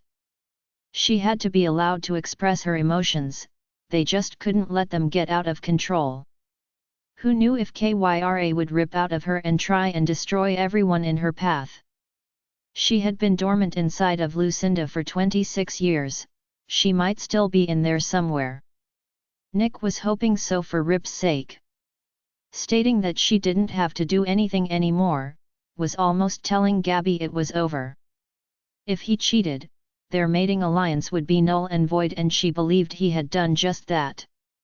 To her they were done. Gabby, wanting to leave the room, seemed to calm her down, and she'd promised she wouldn't yell at her anymore. Obviously, she didn't want to be alone in there. That could only be good, right? Hearing the two of them openly discuss the twins surprised him. Kevin's eyes snapped open and he'd felt Jeremy's eyes on him. Nick had shrugged, he already knew. The words "I didn't understand" and "I didn't know they were mine." Both of them knew immediately what it meant. Kevin would have picked up on her emotions, and with Jeremy having heard her with the twins the day they'd had to say goodbye to each other, the tantrum they had thrown, her utter heart-breaking sobs they had heard from Lucinda that day. It was suddenly very clear to them both that she was their mother. They were all out here in the hall listening with their wolf's hearing to the two women talking. All of them heard her say, "Why would I be anywhere else?" Gabby didn't say anything in response, there was no point at this time, it seemed. It was clear that Lucinda, his mate, had no intention of going anywhere with him, didn't even want to see him. James strolled down the hall 10 minutes later, put his hand on Kevin's shoulder. "I've got her, go and rest." Kevin just nodded, looked at Nick, who waved him off.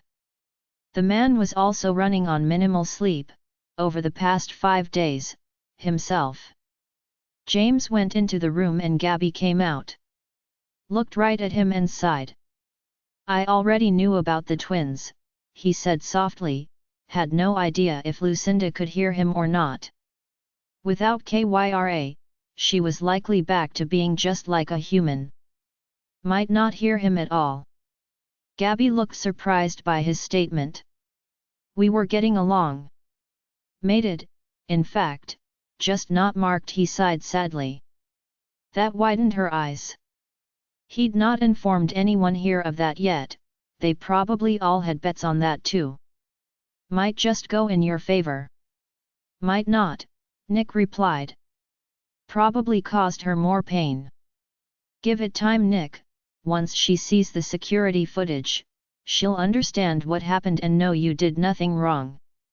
If we can get her to watch it." "We will, Lindy will, I assure you." "That woman," she shook her head, "a force to be reckoned with. Bested me twice, I believe." "That she did." Gabby nodded. "Now Nick, do you really think your mother is going to let either of you be unhappy?" He could only shake his head. "Probably not." "Will not?" "Not, probably not." Gabby told him and walked away. 98. Lucinda POV. Lucinda didn't really want to eat anything. It wasn't the food, and she knew it. Just wasn't hungry at all. No appetite. She lay staring at the walls, at the ceiling, at the back of her eyelids. Just allowed all that white around her to be absorbed and not think about anything at all, just the color white. And how it was such an empty color, nothing to it really, white, a symbol of nothingness, she thought absently, empty and devoid of everything, just like how she wanted to feel. Kyra, it seemed, was still out of reach for her. So far and deep away in the back of her mind that she felt like a mere shadow. Nothing from her wolf. Lucinda knew that she was there somewhere, but also not there too. Almost like before she had gotten her, she supposed. She missed her wolf in her mind, prowling around. Laying around, sitting up, tilting her head and snorting at her in a manner of ways, she missed her grumpy growly wolf, who had an opinion on nearly everything. Now it seemed wouldn't be coming forward anymore. Perhaps Kyra felt as empty as Lucinda did. Perhaps she too had wanted it to all end back in her pack. She was not healing Lucinda, it spoke volumes. Her wolf was out for now and would only return when and if she wanted to.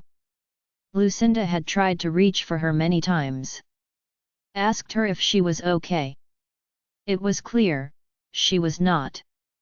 Lucinda did not want to be showered by the nurse and told her as much. When the woman had pushed the subject, Lucinda had yelled at her to get out, felt James' hand on her arm and told her to calm down. Her eyes had turned on him and they'd stared each other down until he started pushing waves of calm at her. He was like Kevin, but weirdly enough didn't seem to have the same effect on her. She did feel calmer, but it was very different. Could hold on to her anger and didn't feel as drawn to him as she did Kevin. Had yanked her arm from his and pointed a finger at him. "I will punch you in that face of yours," she had said in a deathly quiet tone. He'd simply laughed softly and smiled at her. Not even worried about her reaction, it seemed. Perhaps he hadn't been using all his goddess-gifted gamma charm on her. The next thing Lucinda saw was Heather stalking into her hospital room, stand right in front of her, hands on her hips. "You will get up now. I will shower you," she demanded of her. "I can do it myself," Lucinda had retorted. "Not on my watch. Or, if you like, I can have James here, make you get up and go into the bathroom." Lucinda blinked. Could he actually do that? He was a gamma. But she didn't really know much about them. Just the basic information. She hadn't actually had anything to do with gammas other than Kevin, and he'd made her listen to him, when she hadn't wanted to. He felt stronger than James to Lucinda, but she doubted James held less power, just likely used it differently. Had been a gamma for almost 20 years. It was unlikely the man was weaker. Just knew how to use his ability, she supposed. Kevin had never needed to, she supposed, seeing as his pack had never had a Luna to deal with before. Or perhaps they felt different to her because James and Kevin were from different packs. Who knew? Not her. Her eyes moved to James. The man smirked right at her and she saw him chuckle softly. Lucinda just knew that he could indeed make her if he opted to. Sighed and got out of the bed. Let Heather assist her in the shower, or more like give her directions. Lift an arm here, turn this way, turn that way. She got a full scrub down. It was more than a little embarrassing, to be honest. Had just stared at the wall and followed instructions, tried not to think about the woman washing her naked body. All her wounds were checked, dried and redressed, healing well without your wolf. Some of these stitches will be able to come out in a day or two, she'd been told. Then Heather had stood in front of her and peered at her. Really looked at her. Probably trying to see if Kyra was inside of her somewhere, she thought. Seeing as she'd been talking about her wolf, might come back, if you allow her mate near her. Unlikely was all Lucinda said. Unlikely to let that man near her, unlikely it would help Kyra come back either. She had a feeling she was buried so deep down, because she didn't want to be around anyone, and that even meant her own mate. He hasn't left, you know. He brought you in himself and has barely moved away from your bedside. You might want to talk to him. Now back to bed with you. She'd waved her in the direction of her room once more. Lucinda didn't even know why he was still here. How he had found her, for that matter. Maybe Corey had let her secret out. She didn't know. Didn't really care to know right this minute. Just wanted him to go away. She got back into her bed with Heather standing next to her. You will eat something or I will have someone come in here and feed you. Your body can't heal without proper nutrients, she was informed curtly. Lucinda had glared right up at the woman who had glared right back at her. Luna to Luna, it seemed. There was likely no winning a fight with her. She was stubborn and looked like she was not to be messed with. Lucinda got the distinct impression that she would not be backing down. Nothing like Alpha Corey. Serious all the time. They stared at each other for a solid 5 minutes, neither wanting to back down, and then Heather just turned and walked away, stopped at the door, her hand on it, slightly open. If you don't eat, I will send your maid in here to feed you. Well, order it I will, she snapped at Lucinda and then strolled out the door. Lucinda flopped down on the bed and stared at the ceiling. She'd held the door open for a reason, so he could hear the threat. Heather had said he was out there, and from the way she had made her threat he likely was. Didn't want him in this room. You know she will, right? James told her casually. Lucinda stared up at the ceiling and said nothing. She didn't doubt it. A tray of food was delivered to her by Heather herself, put right in front of her, and then the woman stood there, folded her arms across her chest and stared at her pointedly, looked from the food to Lucinda. Lucinda huffed and sat herself up, picked up a fork and stabbed a potato harshly and bit into it. She was made to eat it.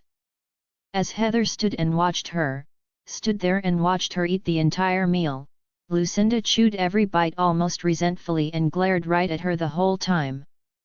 The woman, it seemed, was not going anywhere until the tray of food was gone.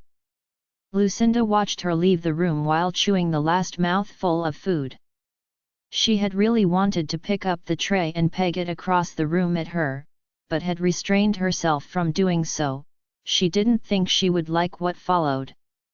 She was a Luna, and she would do as she pleased, regardless of the fact that she wasn't the reigning Luna.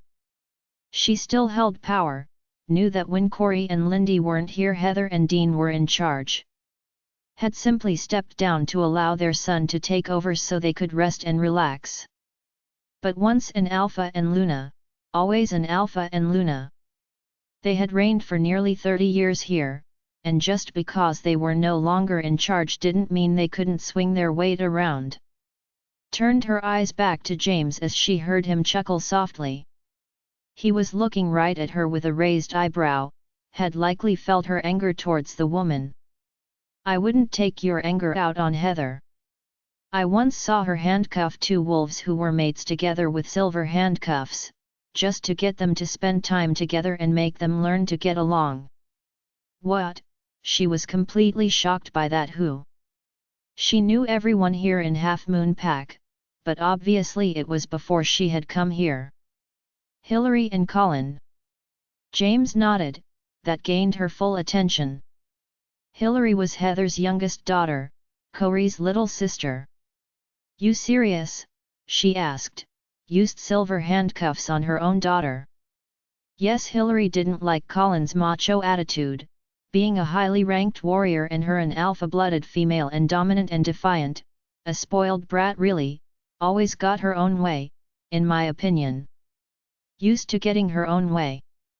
And she was not easy to get along with. Colin tried to lay the law down and she tried to put her alpha foot down. You know, a massive fight wolfed out the pair of them. If I recall correctly, Heather had told them it was enough and did what she thought was right as a Luna. I believe even Alpha Dean stayed out of it, not willing to take on his mate over it. He shrugged. They are now working on their second pup, I believe, and happy. Not going to happen to me, she muttered. I'm sure Nick would love it, he laughed softly. Lucinda lay down and rolled over away from him, said nothing. Didn't want to talk about anything with that man. She knew he would, had already tried it once. She closed her eyes and forced the thought out of her mind. The room went back to being silent. James, it seemed, was happy to sit in silence, probably liked the quiet. The twins were loud and rambunctious all the time. She allowed her mind to wander, where they were concerned, wanted to talk about them, rolled back over, a little irritated by her wounds, not that they hurt at all, she just didn't like the way they felt when the stitches and staples pulled at her skin. James, how are the twins? She asked him. Upset, he told her calmly. Simone bit me. She couldn't help but smile a little.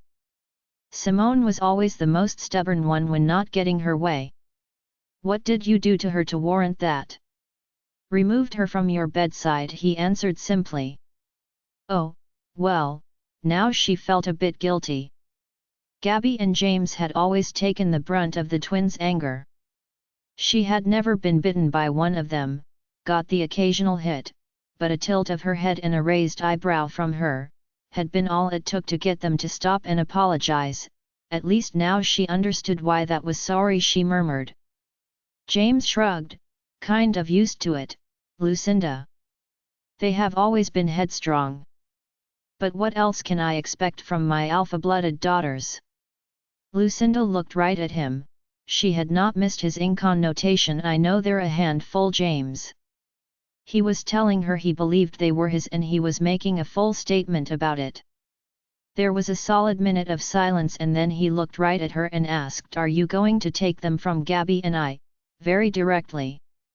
Lucinda didn't even know the answer to that question herself. But she did know she did not want Gabby and James to be hurt by her, and she didn't want to hurt the twins either. All this time she had known someone was going to be hurt. Perhaps that someone was always going to be herself. She'd never once thought people were going to be hurt. Always the word someone had been in her head. She sighed. Probably not James, she answered him as honestly as possibly. Probably, he questioned her right back. I only just found out what I am to them, James. I'm very confused, to be honest. She rolled onto her back, and stared up at the ceiling for a very long time, just thinking about the twins, how happy they had been growing up here. This was their home, they might be really strongly bonded to her. But she was their sister, it's how they saw her. How she had seen them for the past 8 years. Lucinda did know deep down inside, she couldn't change that. And how would she explain it to them if she did try? It was not fair to them, to James and Gabby. That someone, to be hurt, was going to be her. She knew it. She closed her eyes and tried not to think about it. Lindy strolled into her hospital room and looked right at her. Sighed and shook her head at her stubborn girl. Just had to go and off and get into a death battle, didn't you? Lucinda didn't say anything at all. They all knew it was bound to happen at some point, inevitable, she supposed. She had won. Like she and Kyra knew that they would. I want to see you in my office, child. First thing in the morning. This cannot go on. Good. I agree. Lucinda answered, it was about time to get it all over and done with. To end it once and for all. Get back some peace and normality to her life. Then I'll have Kevin bring you, Nick will be there, just so you know. It was a mere formality, she thought. Though why Lindy was letting that man still be here she didn't know. Could have just asked him to come back once she was awake. It would take less than a minute for the formal rejection and acceptance. That she knew was coming. There was nothing she wanted to say to the man. Likely wouldn't even look at him. Lindy stood staring at her for another full minute, eyes narrowed. Then she just turned and walked out of the room. Shades of heather she saw. The woman didn't even apologize for sending her out there to him, pushing him on her. Probably would never admit to her mistake. They had told her that sending her away would keep her safe from Darwin. Little did that work. Darwin was less of a threat to her. To be honest, she could just kill him, had done that, in fact. The other, she closed her eyes and shoved her emotions away, did not want to deal with it at all. It was a very long night, she tossed and turned, unable to get comfortable, and she knew it wasn't because of her wounds, they were just an irritation to her skin, nothing more. She felt restless the whole night. Trying to keep her mind off of everything, tried to keep focused on the white of the walls and ceiling. By the time the sun hit the horizon, she was out of her bed and was near in a full-blown panic, and she knew it, couldn't stop thinking about what was coming and that she was going to have to be in a room with him. Have to see him. James was prowling around the room after her, trying, she thought, with all he had to calm her panic, but it wasn't working. He'd barred her from leaving the room, stood in the doorway twice now in the past 10 minutes to stop her from leaving. She wanted nothing more than to just run away, and he knew it. Not even she could contain her own emotions right now. He was lucky Kyra was still way down deep, or they would be having a piece of him. Likely gone right through him already. Her heart was hammering inside her chest, and she was hyperventilating, had lashed out at him on several occasions now, actually landed several blows to the man, wounded or not. She wanted out of this room. He was sporting a bruise to his face and a bloodied lip. But he was standing his ground. She'd yanked the 4-pole off the bed and was currently standing in the middle of the room ready to beat him with it, and he knew it. If he tried to put his gamma hands on her again, she was going to take his head off, had warned him as much. He'd backed off to the doorway. He knew she was capable of such. She wanted out of this room, and he was stopping her. Lucinda was yelling at him to leave her alone when Kevin stepped into the room and frowned right at her. She swung the pole right at him and yelled, "Stay away from me," she warned him. "Lucinda honey, listen to me, calm down." She could feel them both now, pushing 2 auras at her, both of them trying to calm her down. She shook her head. "Stay away. Lucinda honey, listen to me." His hands were outstretched towards her. "You know you want to." "No," she shook her head and backed away from him. "Stop it." But she could already feel herself being drawn to him, wanting to listen to him. "I'm your gamma Lucinda, just listen to me, calm down honey." She could feel tears pricking at her eyes, looked right at him, her resolve already weakening, her heartbeat was slowing down and her breathing slower. She could draw a proper breath in and out now. "Look at me, Lucinda, focus on me, on my voice, listen to me only." The 4-pole lowered to the ground. "I hate you," she whispered, knowing he was winning their battle, fighting him was near impossible. "That's okay honey, come here, come to me now." His hands were open to her, her eyes moved back to his, he was now right in front of her. "I don't want, I know," he whispered right back. "I'll be with you the whole time." He stepped right up to her, took the pole from her hands and handed it off to James, slipped a hand into hers, his thumb rubbing a circle on the back of her hand. She leaned on him. "You promise?" "I promise," he said softly, a hand rubbing her back now. He just stood there with her, his calming aura flowing over her till she was completely relaxed against him. "Your mate must really hate you sometimes. It doesn't work on her. Phoebe is immune to my charm, as I'm certain Gabby is to James." "Yes," she heard James reply. I have other ways to get my way with her. He smiled down at her as she looked up at him. She knew what he meant. His mate bond with her. Her eyes fell away, as pain touched her chest.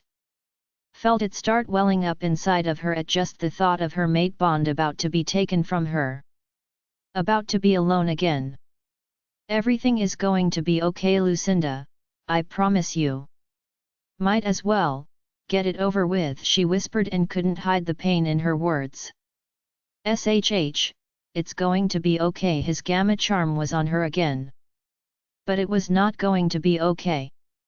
Nothing had ever really gone in her favor now, had it? Why would this be any different? She might be a direct descent of the moon goddess herself, but that didn't make her life blessed in any way at all. Seemed the opposite, in fact. She was provided with a dress by one of the nurses, pulled it on, it had long sleeves and fell to her knees, her wounds mostly covered. Looked in the mirror at her bruised face. The swelling had gone down, but her pale skin was still marred by purplish-green bruising from the bite Kyra had taken to the face. Not much she could do about it. If Kyra had been with her, all her bruising would have been gone by now. Wouldn't even need stitches or staples. What she looked like didn't matter right that minute, not really. She would heal given time. She pulled her hair up into a ponytail and sighed. Ready, she guessed. 99. Lucinda POV. When she walked out the front doors, James in front of her and Kevin next to her, his hand was on the small of her back. She knew why his hand was on her, keeping her calm and under his control and moving towards the pack house to Lindy's office and her destination. A place she really didn't want to go, now that the time had come. He was using his gamma charm to make her, and she knew it could feel it all around her. Stepping outside for the first time, the sun was up and she found herself standing on the top step looking at the White Lotus Pack's women and children. All of them.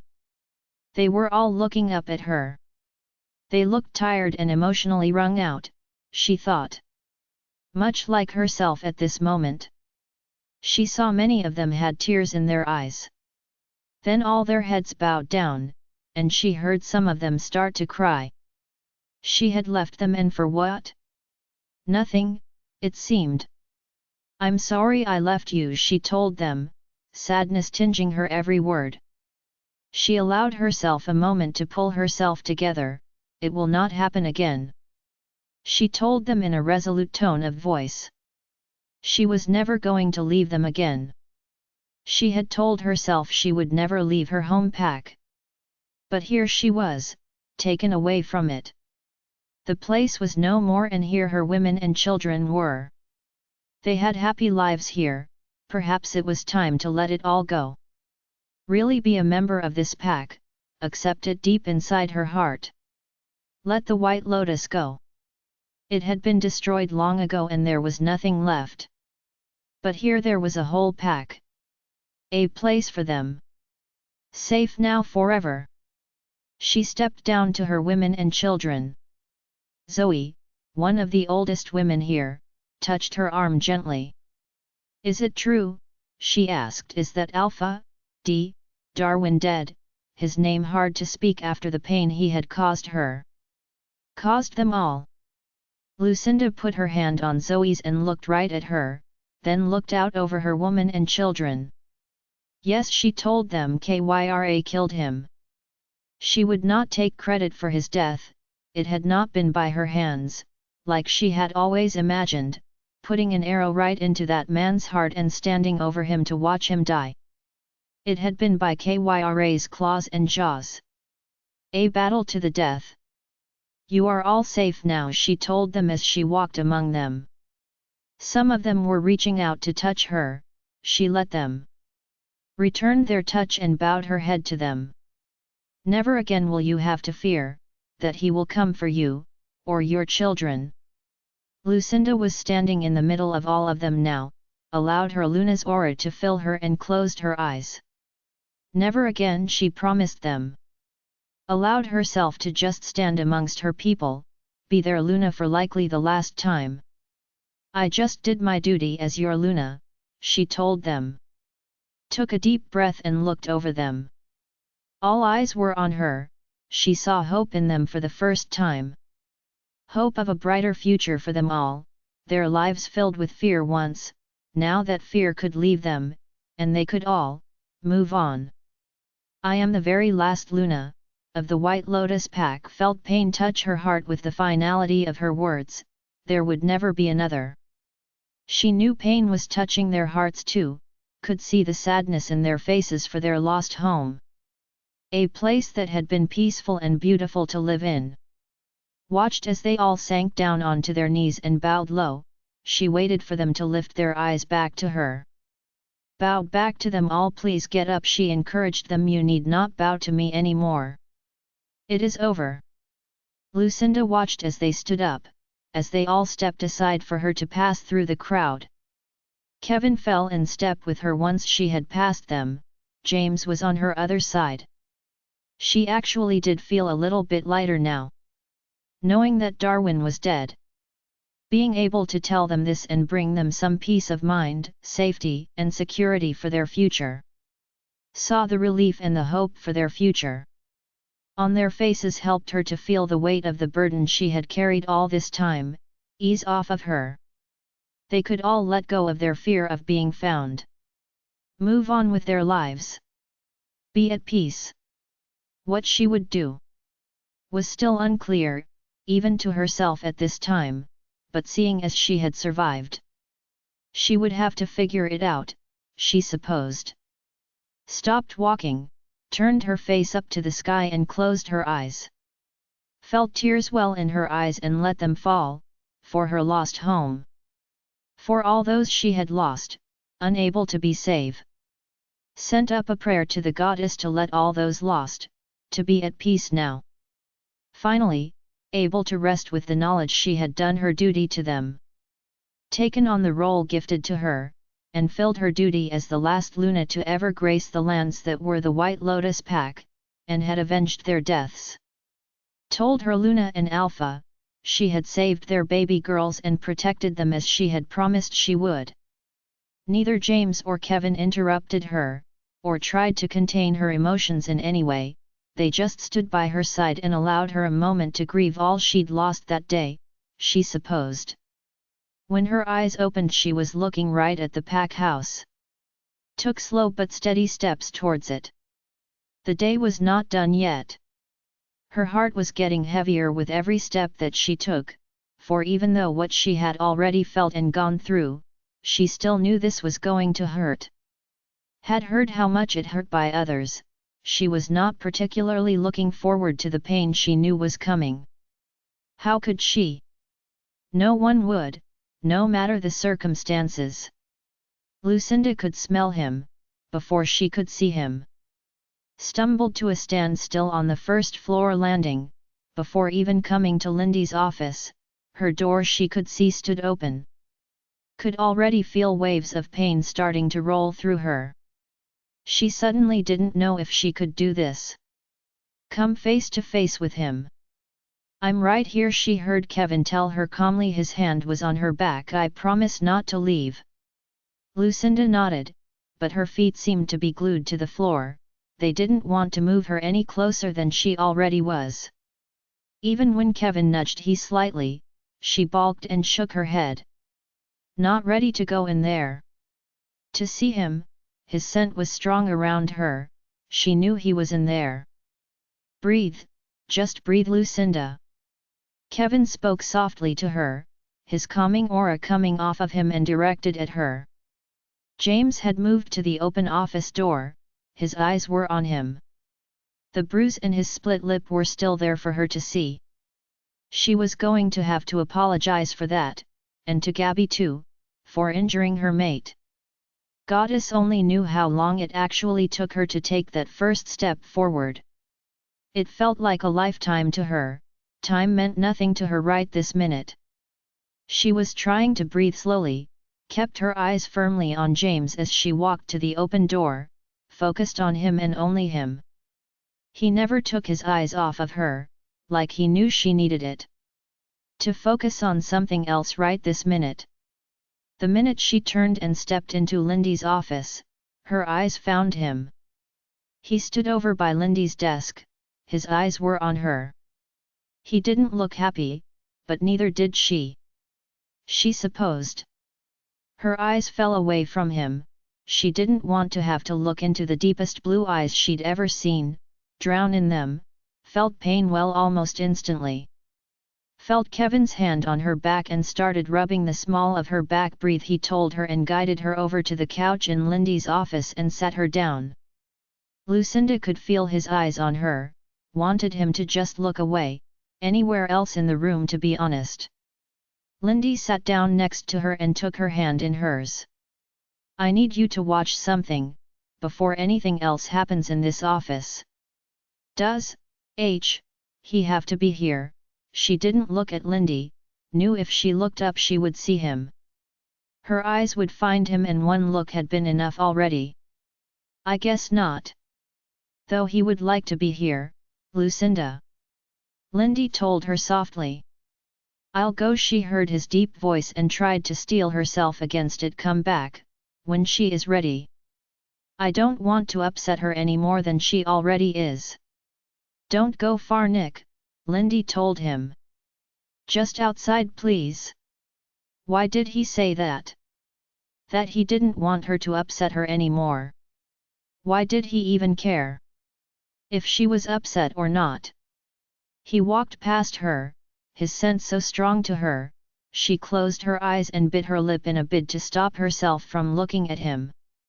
A part of her still wanted to see him. How she could still want that?